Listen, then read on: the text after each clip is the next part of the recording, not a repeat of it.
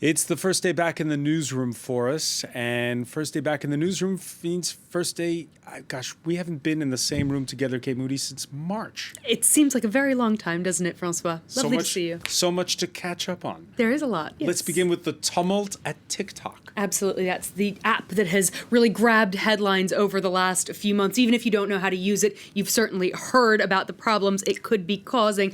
Donald Trump has threatened to ban it over security concerns in the United States. The Chinese government is now imposing new restrictions on the export of artificial intelligence from China, just as that app prepares to announce a possible buyout deal. We could expect an announcement in the coming hours, unless it finds a buyer that's been approved by the Trump administration, though.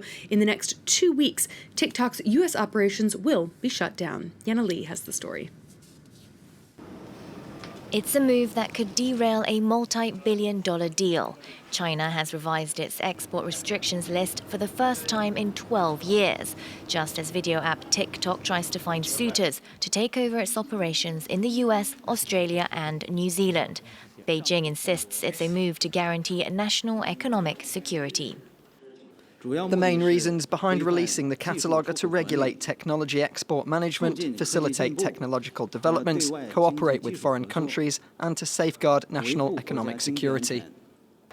TikTok's China-based company ByteDance vows to adhere to the new regulations that effectively ban selling its artificial intelligence technology.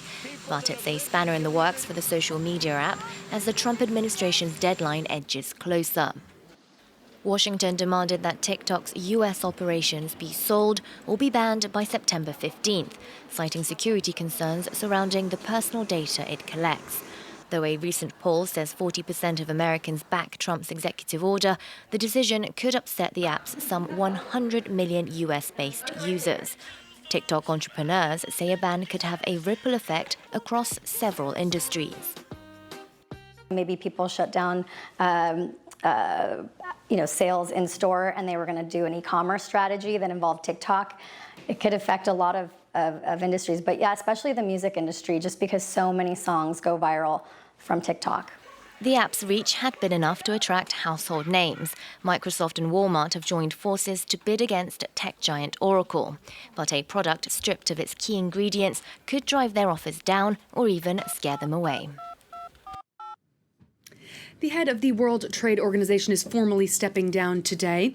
Robert Azevedo announced his surprise resignation in May, ending his term a full year early, and he's taken a job at Pepsi.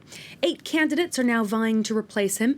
Frontrunners include Kenya's Amina Mohamed, Nigeria's Ngozi Okonjo-Iweala, and the UK's Liam Fox. A decision isn't due until November. Whoever's chosen by the 164 member states faces an uphill battle to reform an organization in crisis. The WTO has become less relevant as global trade tensions and tit-for-tat tariffs have flared up, and the Court of Appeals has been virtually crippled by Washington's refusal to approve new judges. Shares of the French utility group Suez soared more than 18% on Monday after a bid from domestic rival Veolia. It's offered around €3 billion to buy the nearly 30% stake currently owned by French energy giant Engie. Now, the French government owns nearly a quarter of Suez, and it'll have a say in whether or not that deal is allowed to go through. Previous efforts to merge their water and waste management units were blocked over antitrust concerns back in 2012. Let's check in on the rest of the day's trading action now. London's FTSE 100 is closed for a bank holiday. The other major European indices closed lower. The CAC 40 down over 1% in Paris, despite that movement in its utilities sector. European shares have, though, overall seen gains for the month, as has Wall Street. We're seeing a mixed picture halfway through the trading day in New York, even as the Dow Jones and S&P 500 head for their best August since the 1980s. Both Tesla and Apple trading higher on the first day of a stock split. The British hospitality industry is urging the government to extend a program which subsidized discounts in restaurants. The Eat Out to Help Out program was launched as part of a broader stimulus plan to encourage consumers to spend more money post-lockdown. It expires on September 1st, that's Tuesday. Diners have been getting half off on their check if they go to restaurants on certain days, up to a certain amount of money. 84,000 outlets had signed up for the scheme. 64 million meals were claimed in August. The government said that 1.8 million jobs were protected. Industry groups have reported more diners than at the same time a year ago, but they say they're worried about their future after those discounts come to an end, Francois. All right, we'll have more business news later. Many thanks, Kate Moody.